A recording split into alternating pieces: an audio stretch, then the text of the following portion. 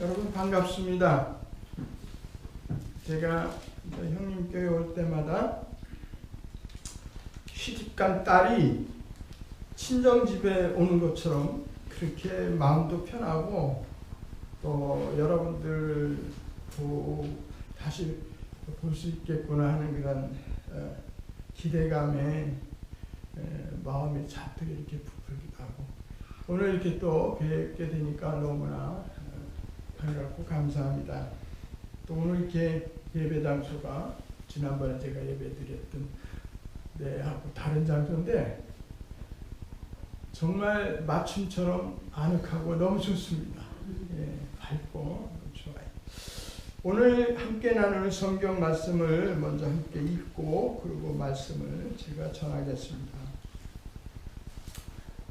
요한복음 2장 1절로 11절까지인데 제가 가지고 있는 성경은 개역 개정 성경이라 조금 다르는지도 몰라요. 그래도 같이 교독을 하겠습니다. 제가 먼저 1절 읽습니다.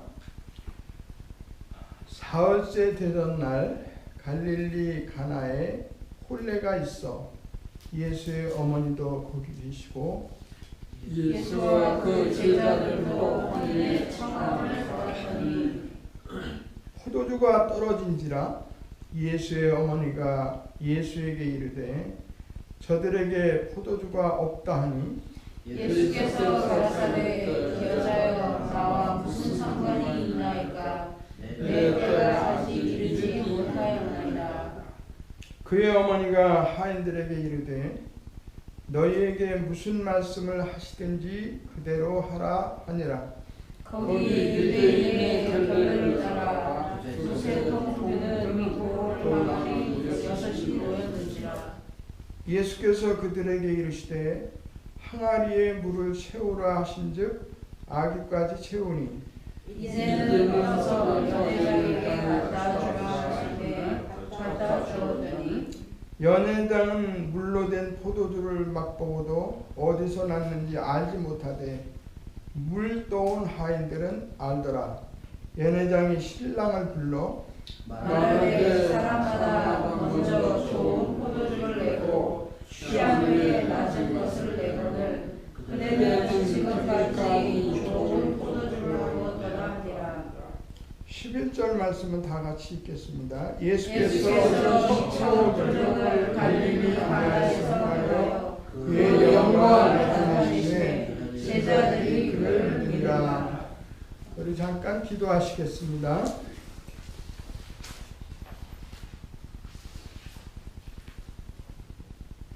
전능하사 천지를 만드시고 하나님의 형상을 따라 만물 중에 우리를 창조해 주신 하나님 아버지께 이 시간도 저희들 머리 숙여 경배하며 찬양과 영광을 돌립니다.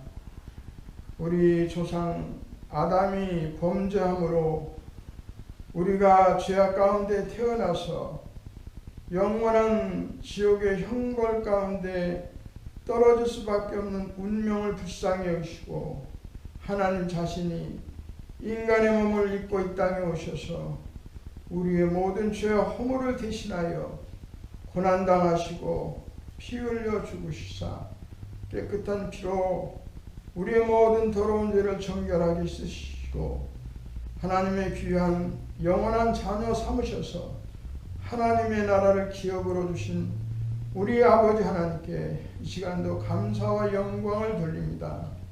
하나님의 귀한 말씀을 통해서 이렇게 크고 무한하신 하나님의 그 하나님 되심을 저희들이 다시 한번 배우고 깨닫기를 원합니다. 성령 하나님께서 우리 가운데 역사해 주셔서 말씀 전하는 자 하나님 말씀 그대로 가감없이 전하게 하시고 말씀 듣는 자 딴 생각하지 않고 세상 염려 근심 다 이 시간 내려놓고 순전한 마음으로 하나님의 말씀을 그대로 받아서 나의 영혼의 영식을 삼을 수 있도록 성령님 은혜 베풀어 주시옵소서. 예수 그리스도 이름으로 기도하옵나이다. 아멘.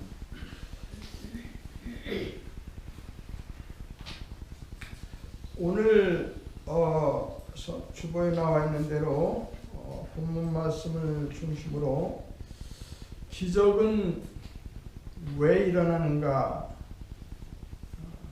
다시 말하면 성경에 일어나는 기적의 목적이 뭔가, 그리고 또 기적은 언제 일어나는가, 그냥 시도 때도 없이 막 일어나는가, 그런 건 아니고 기적이 일어나는 때가 있는데 언제 일어나는가, 그 두 가지 관점에서 오늘 본 말씀을 함께 나누면서 은혜를 받기를 원합니다. 여러분, 성경의 제일 큰 기적은 무엇이라고 생각합니까? 저는 하나님이 사람 되신 기적이 제일 큰 기적이라고 생각합니다. 두 번째 큰 기적은 무엇일까요? 영원히 지옥에 갈 수밖에 없는 마귀의 종이 되었던 나를 영원한 하나님의 자녀로 삼아주신 것, 그 이상의 큰 기적은 없습니다. 그렇기 때문에 이 놀라운 두 가지 큰 기적을 우리가 생각하면 유대인들처럼 기적을 보고 믿으려고 하는 신앙은 조금 아직 성숙되지 못한 신앙이다, 그렇게 생각할 수도 있습니다. 오늘 본문 말씀의 기적은 물로 예수님께서 포도주를 만드셨다는 그런 기적의 기사입니다. 물과 포도주는 같은 액체이지만 전혀 다른 물질이죠. 그래서 포도주는 포도를 추수해서 그것을 복잡한 여러 과정을 통해서 오랜 시간에 걸쳐서 만들어야 만들어지는 것이 포도주죠. 제가 설교를 준비하면서 인터넷에 들어가서 참고로 포도주 제조 과정을 보니까 어마어마하게 복잡하고 방법도 많고 그래요. 그래서 포도주가 절대로 한순간에 뚝딱 만들어질 수 없다고 하는 것은 누구나 다 인정할 수밖에 없는 사실이에요. 그런데 오늘 말씀에 보면 예수님이 한순간에 물을 포도주로 만드셨다고 이렇게 기록하고 있습니다. 우리 첫 번째 성경 구절 요한복음 2장 6절로 9절 말씀을 같이 읽어보겠습니다. 거기에 유대인의 정결 예식을 따라 두세 통 되는 돌 항아리 6이 놓여 있느니라. 예수께서 그들에게 이르시되 항아리에 물을 채우라 하신즉 아구까지 채우니 이제는 떠서 연회장에게 갖다 주라 하시매 갖다 주었더니 연회장은 물로 된 포도주를 맛보고도 어디서 났는지 알지 못하되 물동 하인들은 알더라.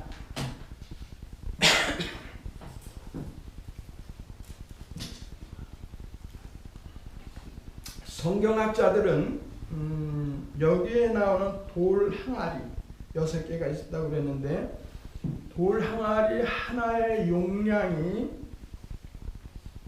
대개 100리터에서 120리터의 용량이었을 거라 그렇게 성경학자들이 말합니다.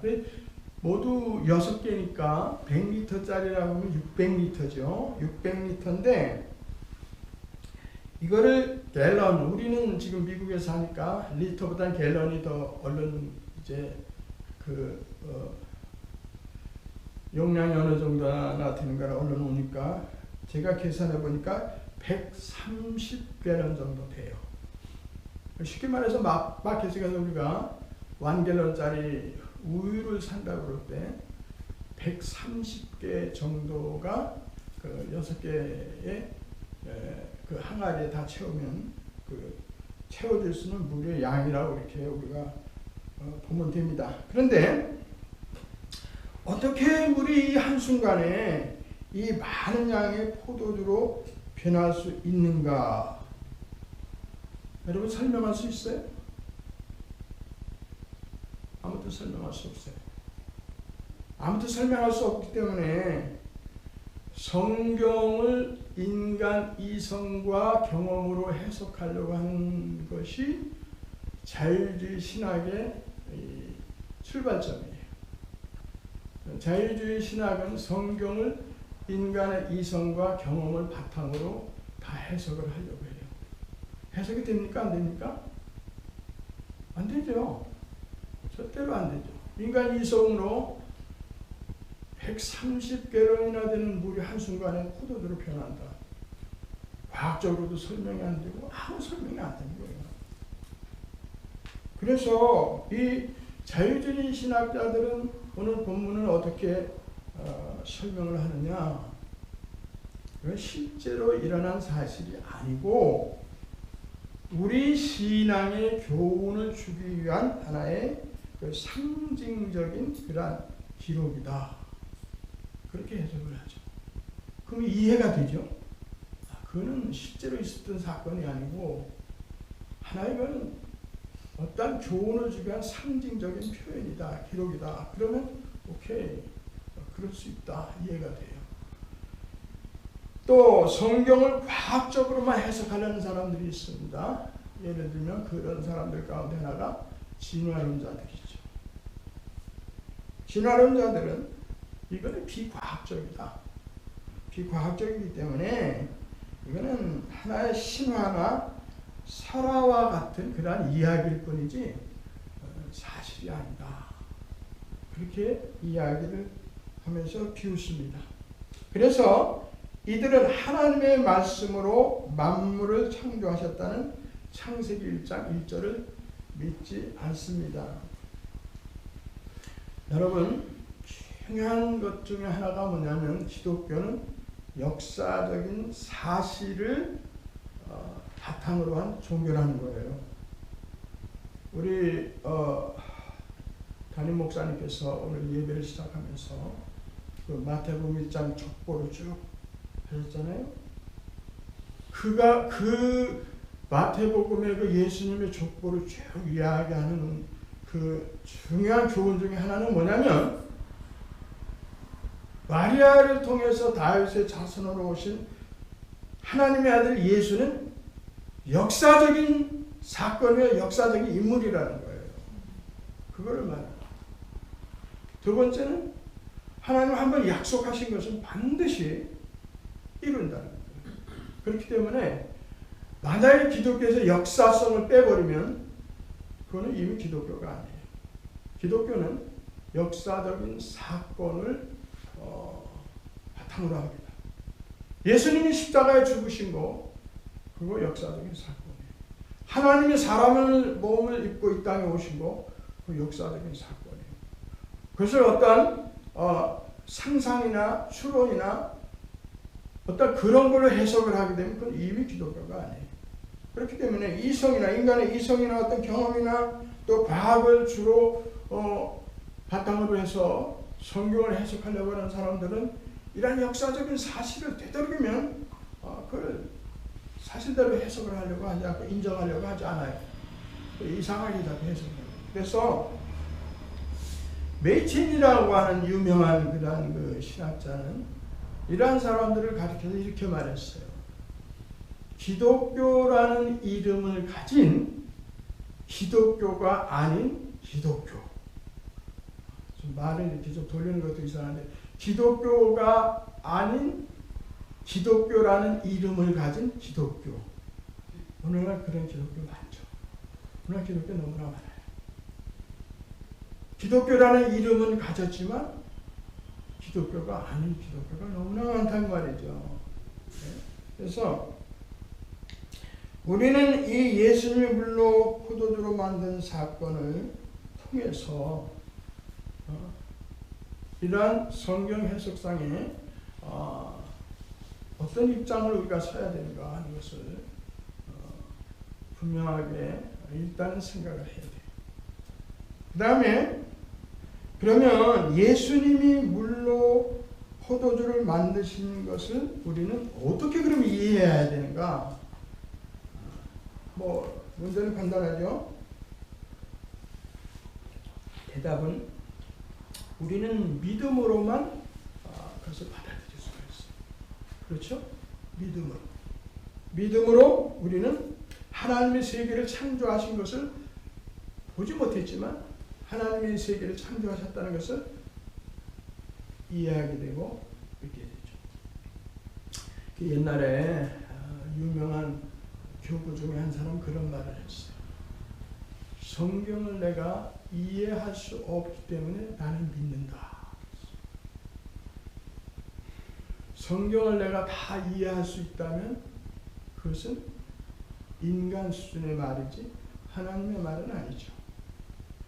그렇기 때문에 내가 왜 성경을 믿느냐? 나는 성경을 다 이해할 수 없기 때문에 하나님의 말씀으로 믿는다. 네.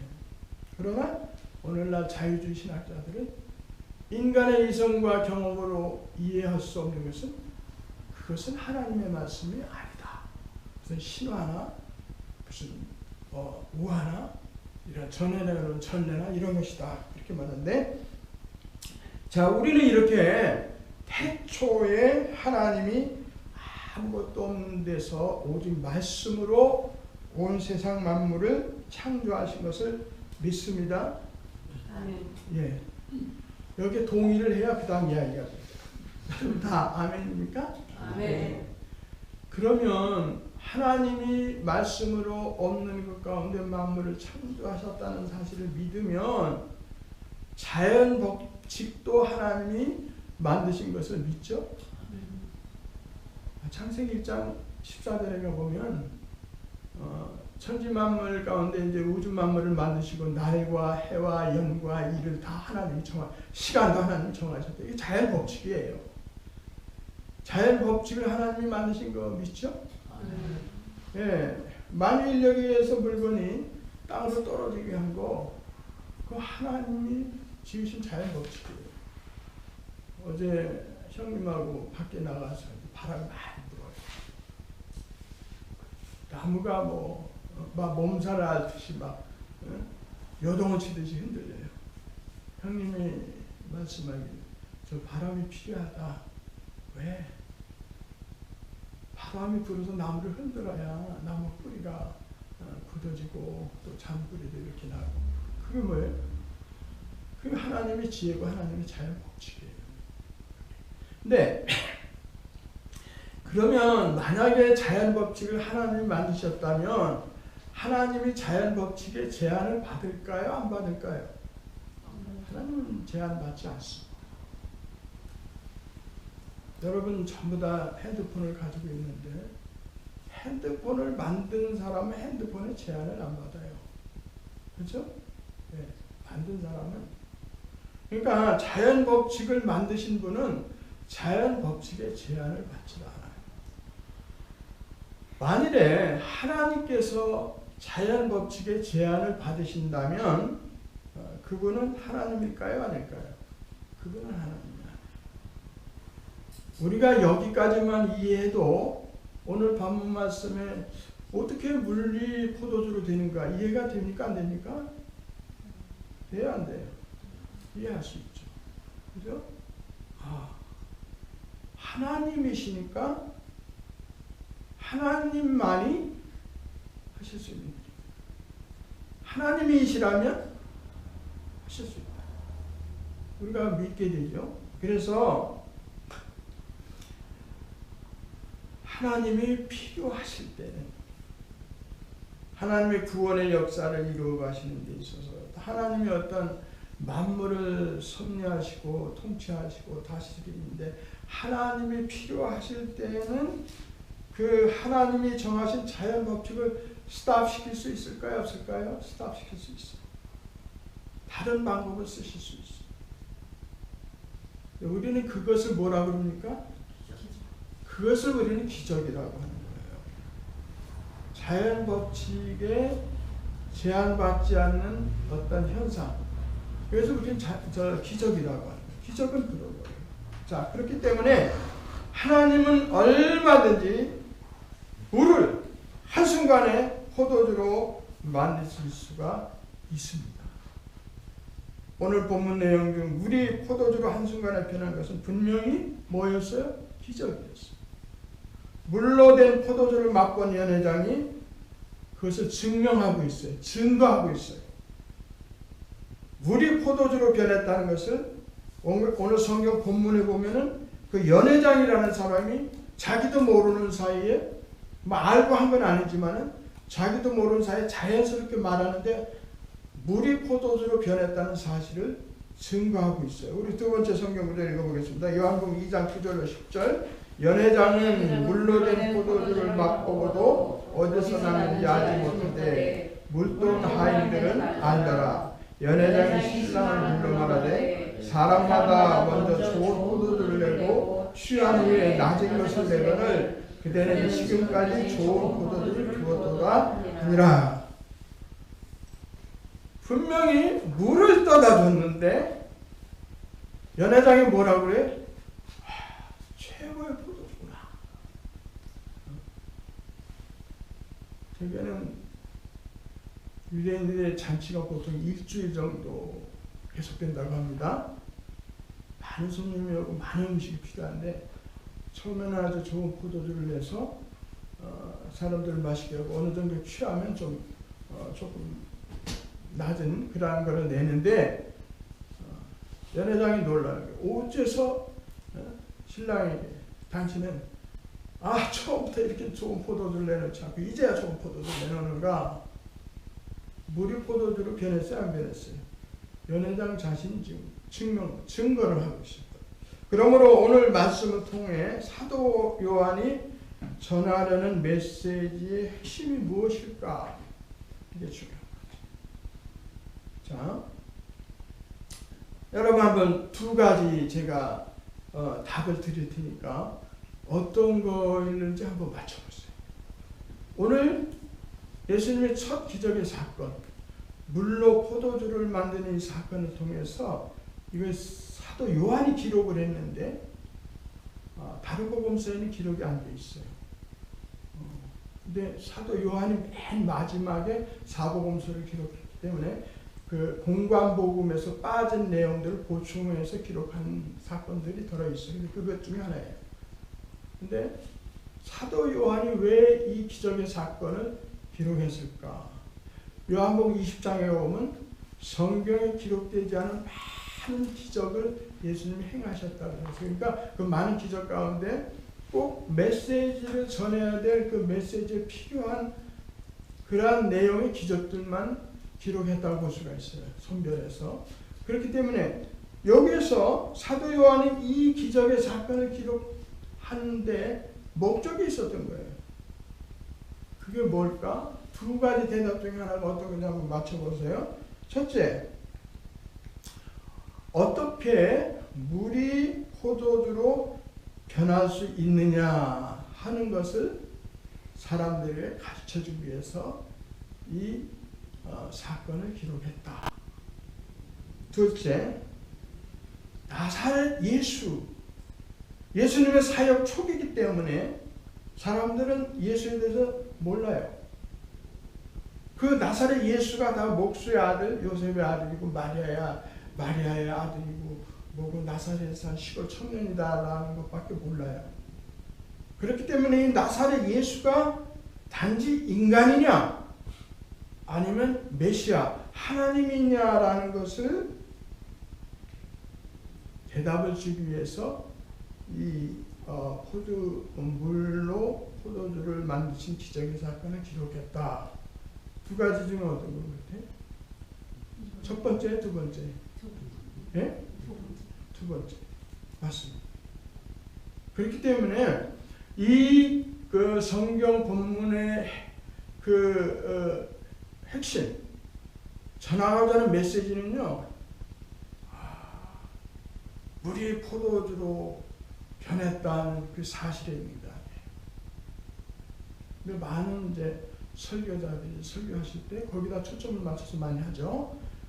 우리가 물이 포도주로 변한 것처럼 우리도 변해야 된다. 근데 사실 이 기적을 기록한 요한은 그것을 의도한 건 아니에요. 그 의도가 따로 있었어요. 그런데 요한이 결론을 내렸어요. 이 기적의 사건을 다 기록한다면 결론을 내는데 세 번째 성경 구절 한번 읽어보겠습니다. 요한복음 2장 11절. 예수께서 이 표적 기적을 갈릴리 가나에서 행하여 그의 영광을 나타내심에 제자들이 그를 메시아로 믿으니라. 요한은 무엇 때문에 이걸 기록했다고 그랬어요? 네? 답이 뭐 다 쉬우니까 대답을 안 하신 것 같은데, 요한이 기적의 사건을 기록한 이유는, 목적은 예수님이 메시아다 이거예요. 사람들이 아직 믿질 않으니까 우리가 보니까 이건 분명히 메시아다 이거예요. 단지 나사렛 예수라는 청년 사람 인간 그 사람이 아니다 이거예요. 그것뿐만이 아니라 그거를 증거하기 위해서 이걸 기록했다고 했어요. 그래서 사도 요한의 이 물로 된 포도주를 기적을 기록한 목적은 나사렛 예수 저 사람이 바로 오실 메시아요 창조주 하나님이 되신다는 것을 증거하기 위해서, 또 그러므로 가나 혼인잔치에서 물을 포도주로 만드신 기적의 사건은 나사렛 예수 그가 바로 하나님이 약속하신 인류의 구세주로 오신 메시아라는 사실, 이거를 증거하기 위해서, 또 성육신 하사 우리 가운데 거하시는 참 사람이라는 증거를 증거하기 위해서, 또 다시 말해서 성경에 나오는 예수님이 행하신 모든 기적과 표적과 이적의 목적은 그 이적에 있는 것이 아니고 바로 예수님이 메시아 되심을 증거하기 위해서 여기 성경에 예수님이 행하신 기적을 기록했다는 것이죠. 네? 또 여기 11절 말씀대로 하면 그의 영광을 나타내셨다. 두 가지. 나사렛 예수가 바로 하나님께서 보내시기로 약속하신 인류의 구세주 메시아라는 사실을 증거하고, 동시에 하나님의 아들의 영광을 드러내기 위해서 이 기적의 사건을 기록했다. 그렇게 말할 수가 있어요. 그러니까 이거를 다른 면으로 다시 한번 제가 말씀드리면, 성경에 나오는 기적과 이적과 표적은 예수님을 증거하기 위한 것입니다. 예수님을 증거하기 위한 거예요. 다른 데 갖다 붙이면 안 돼요. 그래서 표적을 추구하다든가 기적만을 추구한다든가 예수님은 상관없이, 예수님이 물 위로 걸어가셨으니까 나도 그런 기적을 좀 행하였으면 좋겠다. 소위 오늘날 신사도 운동을 하는 사람들이 뭐를 추구하는 사람들이냐면은, 예수님 당시에 예수님과 사도들과 제자들이 행했던 기적을 재현할 수 있다고 그렇게 믿고 그걸 재현하려고 하는 사람들이 신사도 운동을 하는 사람들이에요. 그럼 오늘 본문 말씀에 비춰보면 그 사람이 추구하는 게 잘못됐어요? 잘 됐어요? 안 된 거예요. 성경의 표적은 누구를 증거하기 위한 거라고요? 예수는 하나님의 아들, 예수는 메시아, 예수는 그리스도라는 것을 증거하기 위해서 표적과 기적과 이사가 있는 거예요. 인간의 어떤 필요를 위해서, 인간의 어떤 문제를 해결하기 위해서 그런 샘플을 보여준 게 아니에요. 우리 이것을 분명하게 여기서 이제 그렇게 정리를 하고, 두 번째, 이제 기적의 목적, 성경에서 기적을 베푸는 목적이 뭔가를 이제 두 번째, 이러한 기적은 그러면 언제 일어나는가? 아무 때나 기적이 일어나는 거 아니죠. 성경을 전체를 이렇게 전체를 잘 살펴보면 어떠한 조건이 만족될 때 기적이 일어나요. 네? 우리가 매일 신앙생활을 하다 보면 어려움을 많이 당하죠. 별의별 어려운 일을 다 당해요. 그래서 저도 그래요. 너무 답답할 때는 어떤 문제를 놓고 기적이라도 좀 일어났으면 좋겠다. 사람의 방법으로는 어떻게 해결할 방법이 없어요. 하나님이 어떻게 기적을 좀 베풀어 주셨으면 좋겠다. 그런 생각을 할 때가 있죠.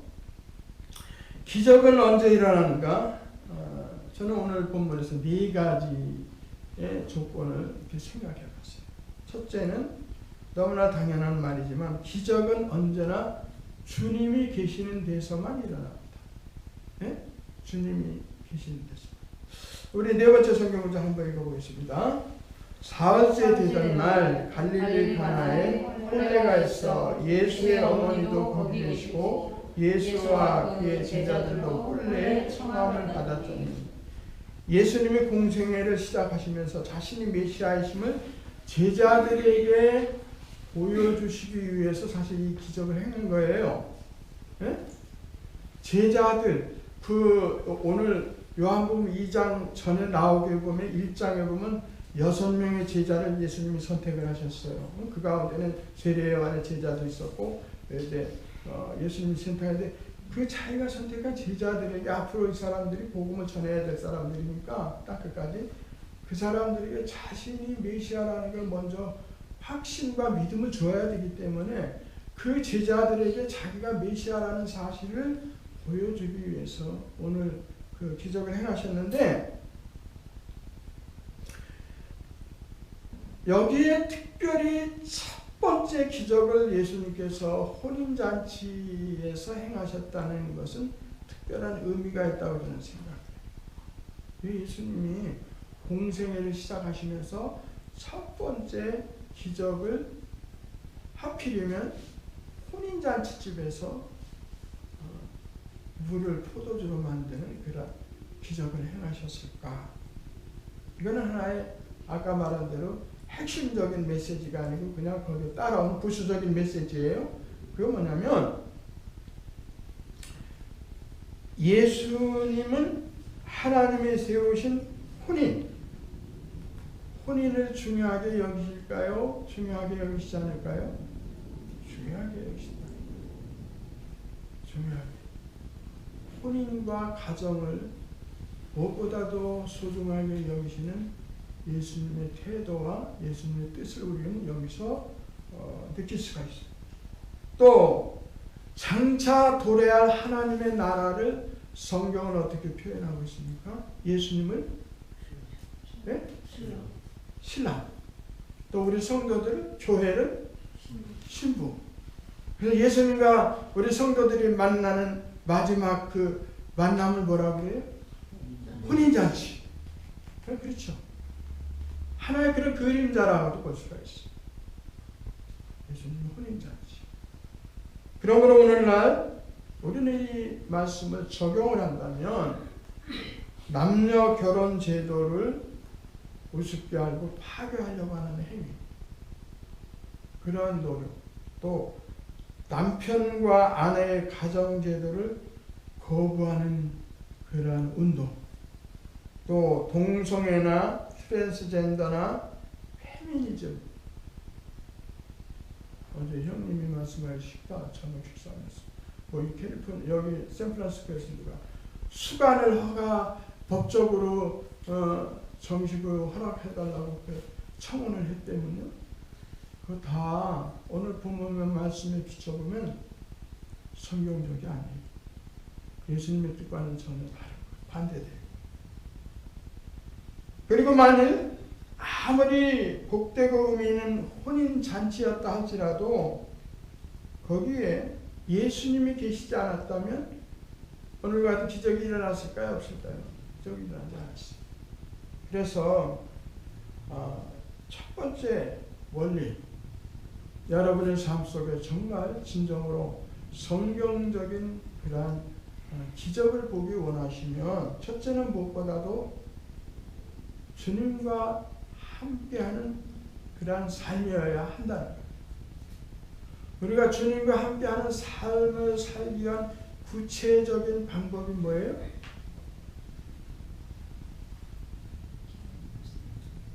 그냥 나는 주님과 함께 살기를 원합니다. 나는 주님과 함께 동행하기를 원합니다. 정말 간절히 원합니다. 저는 원해요. 그런다고 되나요? 우리 너무 신앙이 감정적으로만 이렇게 치우쳐도 안 되는 거예요. 감정에 치우친 거예요. 성경은 분명히 그 방법을 제시하고 있어요. 뭐예요? 말씀과 기도예요. 말씀을 알고 그대로 순종하며 살며 기도하는 삶을 살 때 주님이 동행하십니다. 성령이 함께 하십니다. 자, 첫째는 이렇게 주님과 함께하는 삶을 살아요. 두 번째는 우리의 모든 어려움을 주님께 전적으로 맡기는 그런 태도가 필요합니다. 자, 다섯 번째 성경 구절 읽어보겠습니다. 포도주가 떨어지니라. 예수의 어머니가 예수에게 이르되 제자들에게 포도주가 없다 하니 예수께서 이르되 여자여 나와 무슨 상관이 있나이까 내 때가 아직 이르지 아니하였나이다. 유대인들에게 포도주는 성경에 보면 기쁨으로 그렇게 상징되기도 해요. 혼인잔치에서 그래서 가장 일생 중에 기쁜 날인 혼인잔치에서 포도주가 없다, 포도주가 떨어졌다 는 상상조차 할 수 없는 거예요. 유대인들에 있어서는. 그러면 혼인잔치에 포도주가 떨어졌다고 하는 것은 신랑의 입장에서는 굉장히 창피한 일이에요. 부끄러운 일이에요. 포도주가 떨어진 잔치에 포도주가 떨어진. 그래서 예수의 어머니 마리아는 혼인잔치를 하다 보니까 포도주가 떨어졌어요. 큰일 났어요. 아주 그냥 한마디로 말하면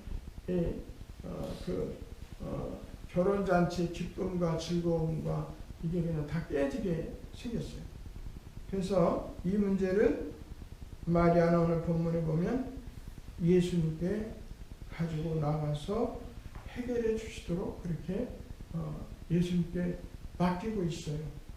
이제 막 공생애를 시작하신 예수께서 예수님께 마리아가 어떤 근거를 가지고 갑자기 이때까지 그런 기록이 없는데 예수님이 기적을 행했다는 그런 기록이 없는데 어떻게 갑자기 마리아가 예수님께 이 문제를 가지고 나가서 예수님이 해결해 주실 거라는 믿음을 가지고 가서 이 문제 해결해 주세요 그리고 맡겼을까? 설명은 없어요. 성경학자들은 말합니다.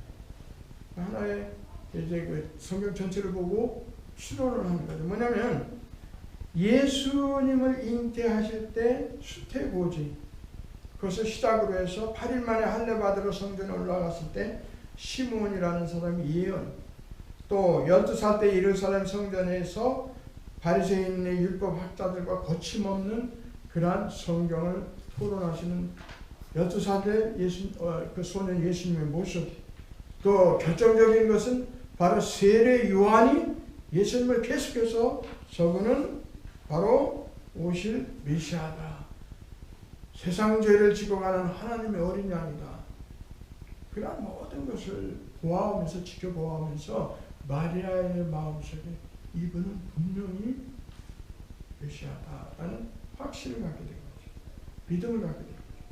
그래서 이 위기의 순간에, 이 어려움의 순간에 마리아는 이 문제를 예수님께 가서 맡긴 거죠. 해결해 주실 줄 믿고 맡긴 거예요. 그런데 예수님의 대답이 뭐예요?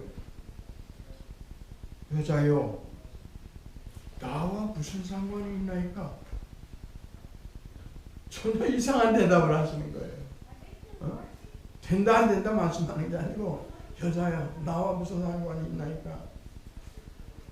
이 말은 이제 여러 가지 설명이 필요하지만 한마디로 말하면 예수님과 마리아의 관계는 이중의 관계입니다. 이중의 관계. 하나는 육신적인 어머니와 아들의 관계. 또 하나는 하나님과 피조물의 관계. 네? 이해가 돼요? 여러분은 예수님과 여러분의 관계는 한 가지 관계밖에 없어. 뭐예요? 한 분은 창조주시고 한 분은 피조물이에요. 근데 마리아의 입장에서는 예수님의 육신의 어머니예요. 그렇죠? 어머니와 아들의 관계.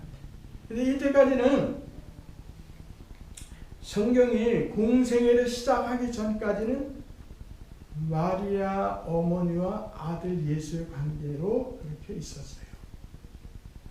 사실 처음 났을 때부터 하나님과 피조물의 관계지만 그것이 드러나지는 않았어요. 근데 이제 예수님께서 공생을 시작하시면서 선언하신 거예요. 선언하신 거죠. 이제부터는 당신은 나의 육신의 어머니이지만 그보다는 당신은 피조물이고 나는 하나님이다.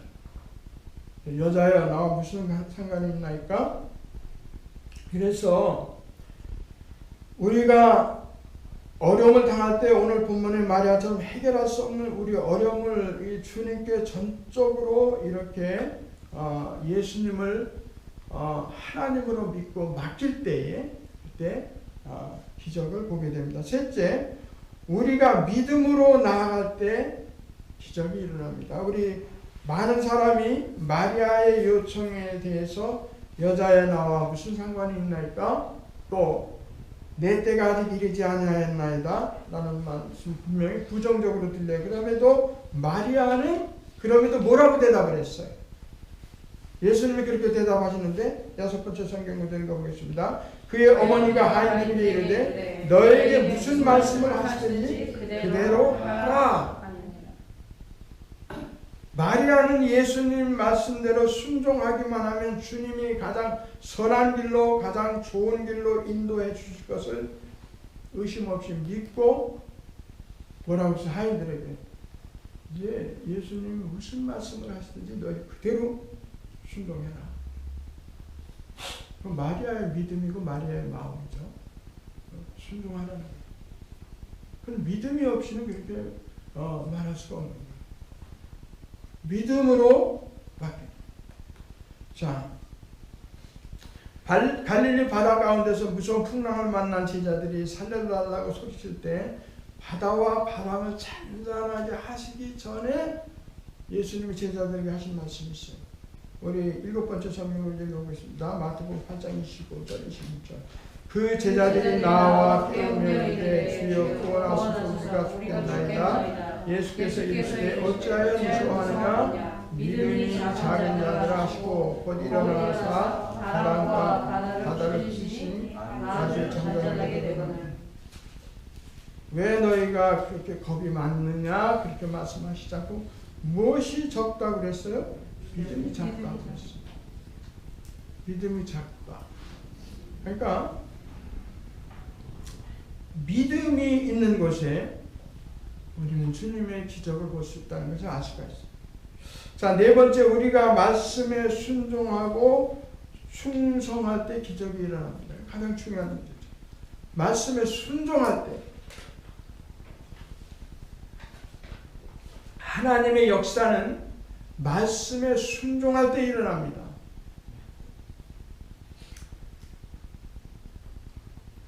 저는 신명기가 성경의 책 가운데서 최고의 책 중에 하나라고 생각을 해요. 근데 신명기에 보면 이렇게 하면 복을 받는다. 반드시 복을 받는다. 복을 받으리라. 너희가 형통하고 복을 받으리라. 근데요, 여러분 신명기를 읽을 때 다시 한번 자세히 주의해서 보세요. 하나님의 말씀을 청정하고 행할 때 너희가 복을 받으리라. 많은 사람들이 하나님 복을 받기는 원해요. 그러나 하나님 무엇을 원하시는지, 하나님의 명령이 무엇인지, 하나님의 법이 무엇인지, 하나님의 뜻이 무엇인지는 별로 깊이 생각 안 해요. 그것이 우리의 약점이에요. 그렇기 때문에 성경적으로 말하면 우리가 하나님의 뜻을 분명하게 명확하게 이해하고 하나님이 나에게 요구하시는 것이 무엇인가를 깨닫고 그것을 행하기 전에는 하나님이 주시는 복을 기대할 수가 없는 거예요. 알겠어요? 근데 제일 중요한 거는 순종한다. 순종이 최고의 복받는 길입니다. 성도가 하나님께 순종할 때 복받고요.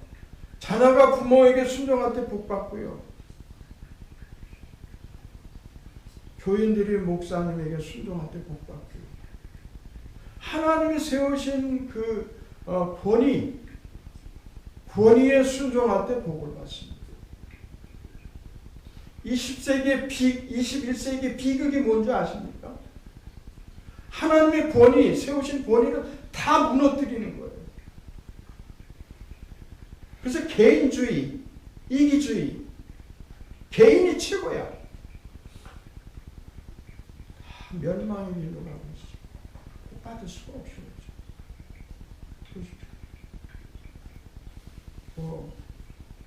인권보다 개권이 더 앞서는 시대가 됐어요. 사람은 개 취급당해도 개 한번 걷어차면 벌금 내고 영창 가는 게 지금 세상이 다 거꾸로 돼가요. 하나님이 세우신 어떠한 그 질서, 권위, 사탄을 어떻게 해서든 이걸 다 무너뜨리는 거예요. 그래야 인간이 멸망하는, 하나님의 형벌을 받아서 멸망하는. 그렇기 때문에 최고의 복 받는 길은 순종이에요. 순종. 자, 예수님이 마리아의 명을 받은 하인들은 예수님이 빈 항아리에 물을 채우라 하니까 성경에 보면 뭐라고 그랬어요? 말없이 물을 채웠어요. 갖다 채웠어요. 그 6개 항아리 갖다 채우려면 쉽지 않았을 거예요. 갖다 채웠어요. 근데 물을 빈 항아리에다가 채우라는 것까지도 이상한데 그 다음에 예수님 뭐라고 그랬어요? 그거 떠서 이제 연회장이 모든 음식을 체크하고 그 수급을 관리하고 그 결혼의 모든 전체를 총괄하거든요. 매니저하거든요. 그렇기 때문에 연회장에게 먼저 갖다 줘야 됩니다. 연회장에 먼저 갖다 주라. 그때 하인들은 뭐라고 그랬어요?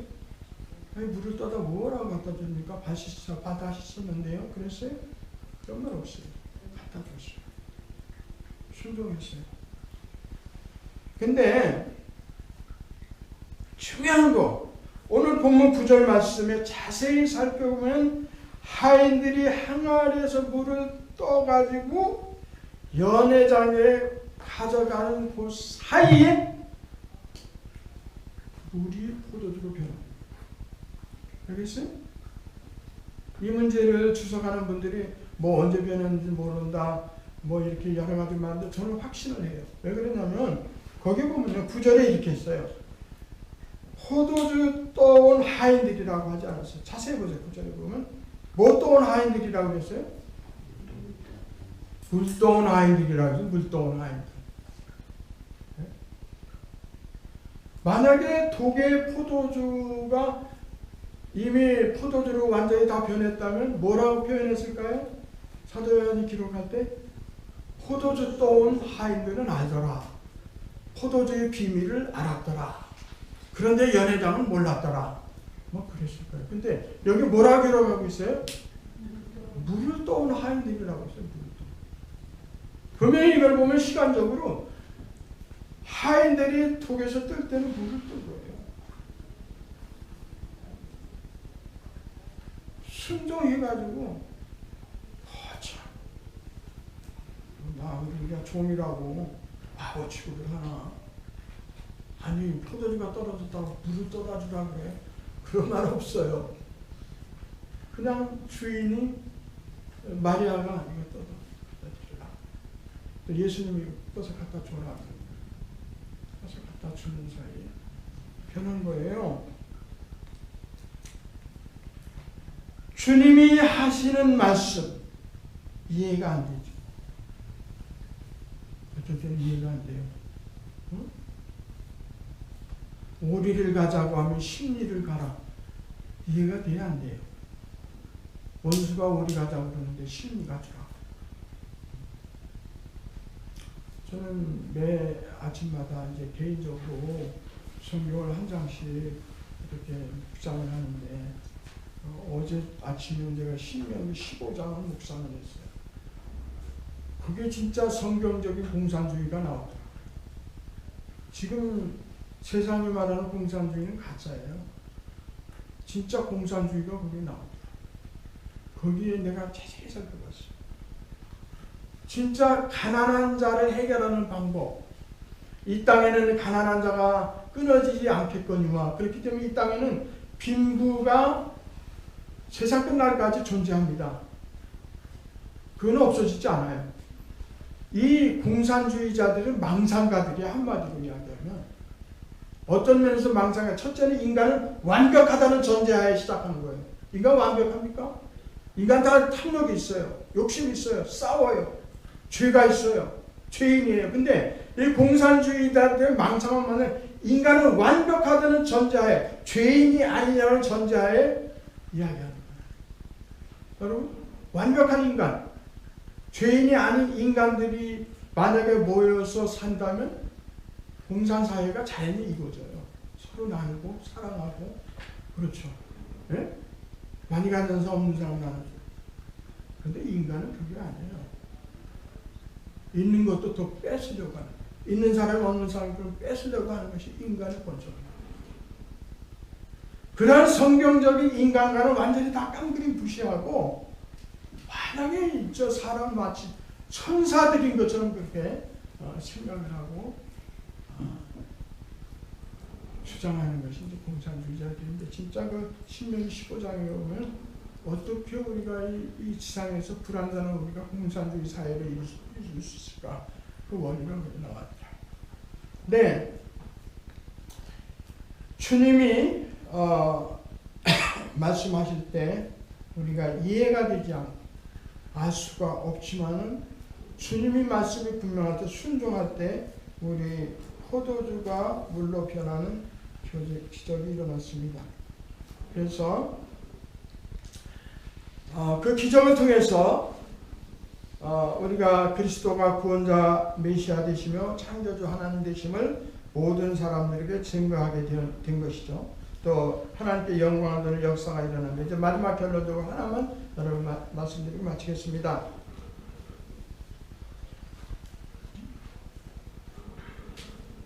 우리가 성경에 나타난 하나님께 영광을 돌리는 모든 기적은 예외 없이 하나님의 자녀가 도저히 해결할 수 없는 고난에 빠졌을 때 일어났다는 사실. 그래서 중요한 겁니다. 다시 말해서 예수님이 물로 포도주를 만드신 이 기적의 목적은 결혼 잔치집 어려움을 해결해 주시기 위한 것이 아니었어요. 그것이 진짜 목적이 아니었어요. 혼인 잔치에 포도주가 떨어졌다고 하는 이 어려운 사실, 이 난관, 이 어려움은 하나의 수단이고 과정이에요. 무슨 말인지 알겠어요? 그 문제를 해결해 주는 것이 목적이 아니라고. 그 고난, 역경, 인간으로서는 도저히, 우리 힘으로서는 도저히 해결할 수 없는 그런 역경의 그 환경, 고난, 그것을 수단으로 해서 하나님이 기적을 일으키시고, 그것을 수단으로 해서 예수 그리스도가 증거되고 하나님의 영광이 드러나는. 그렇기 때문에 우리는 고난, 우리가 당하는 고난에 대한 그 시각, 이해가 전혀 달라져야 됩니다. 그렇지? 우리가 고난 당할 때, 어려움 당할 때, 이거 해결해 주세요. 이거. 우리는 그렇게 생각하기보다 이 고난을 통해서 하나님이 어떤 영광을 받으시려고 하는가? 어떤 기적을 행하시려고 하는가? 어떤 일을 하려고 하시는가? 그거를 생각해야 돼요. 우리가 잘 나서 인간은 한번 살다가 죽으면 누구나 다 죽을 것이니까요. 언제 죽어도 우리는 죽어요. 그렇죠? 우리가 죽음을 두려워해서 고난이 우리에게 닥쳤을 때 하나님의 뜻을 먼저 생각하기보다는 그 고난 자체에 함몰이 되어 그 고난 자체에 이렇게 매여가지고 씨름하면 안 돼요. 여러분, 고난 당해봐야 마지막 결론은 뭐예요? 육체의 죽음이에요. 우리의 죽음은 뭐라 지난번에 한번 제가 설교했죠? 우리 성도들에게는 천국에 들어가는 뭐라고 해요? 현관문이에요. 네? 그러니까 오늘 보면은 포도주가 떨어졌다는 어려움. 예수님이 왜 하필이면 그런 잔치집에 가셨을까? 예수님 하나님이시니까 다 아셨죠. 그걸 하나의 과정, 하나의 수단으로 해서 하나님의 영광을 나타내신 거예요. 예수 그리스도가 증거됩니다. 이것을 우리가 성경 여러 곳에서 찾아볼 수 있어요. 예수님이 사랑하는 나사로 형제가 중병이 들어 죽게 되었을 때 너희들이 빨리 오셔서 살려달라고 하자. 이때 예수님 뭐라고 말씀하셨어요? 8구체 정도죠. 요한복음 11장 4절. 이 병은 죽을 병이 아니라 하나님의 영광을 위하여 하나님의 아들로 이 일을 인하여 영광을 얻게 하려 함이라. 너희들은 나사로의 중병으로 낙심하고 위기를 느꼈지만 예수님은 오히려 이것이 하나님의 영광을 얻게 하기 위한 위함이라고 이렇게 말씀하셨고, 만일 요셉이 노예로 팔려가고 감옥에 갇히는 고난이 없었다면 그가 애굽의 국무총리가 되어서 이스라엘 백성을 구원한 일도 없었을 거예요. 만약에 출애굽한 이스라엘 백성의 길을 가로막는 홍해바다가 없었다면 바다 한가운데 대로가 생기고 바다를 육지처럼 건너가는 기적도 없었을 거예요. 만약에 오늘 혼인잔치집에 포도주가 떨어지는 그러한 어려움이 없었다면 예수님이 물로 포도주를 만드신 기적도 없고 주님의 영광도 없었을 것입니다. 하나님이 일하시는 방법은 이처럼 성도가 낙심할 수밖에 없는 그러한 위기 때가 바로 이때가 바로 하나님이 일하시려고 하는 때라는 거예요. 사도 바울은 뭐라고 그랬어요? 내가 연약할 때 뭐라고 그랬어요? 강함이라 그랬어요. 무슨 말이에요? 인간으로 가장 연약할 때 그때 내가 가장 주님을 굳게 붙으니까 가장 강하다는 거죠. 우리가 그러므로 우리가 낙심되고 우리가 좌절되고 포기할 수밖에 없는 어려운 가운데 빠졌을 때 우리는 먼저 생각해야 될 것이 그 어려움 자체보다 이것을 통해서 주님 무엇을 원하십니까? 무슨 일을 하려고 하십니까? 우리 마지막으로 시편 20편 1절 2절 말씀 읽어보고 마치겠습니다. 환난 날에 여호와께서 내게 응답하시고 야곱의 하나님의 이름이 너를 높이 드시며 성소에서 너를 도와주시고 시온에서 너를 붙드시며 환난 날에 나를 부르라.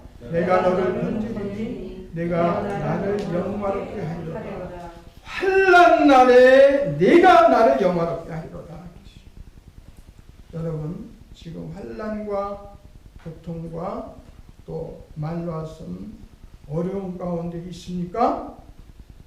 지금이 바로 하나님의 기적을 체험하며 하나님의 영광을 볼 수 있는 그런 때입니다. 그러므로 여러분이 어떤 어려운 가운데 있든지 낙심하거나 포기하시지 마요. 끝까지 주님을 의지하고 믿음과 기도로 주님의 기적을 보며 주님의 영광을 나타내며 승리하신 여러분이 되기를 주님의 이름으로 간절히 기원합니다. 기도하겠습니다.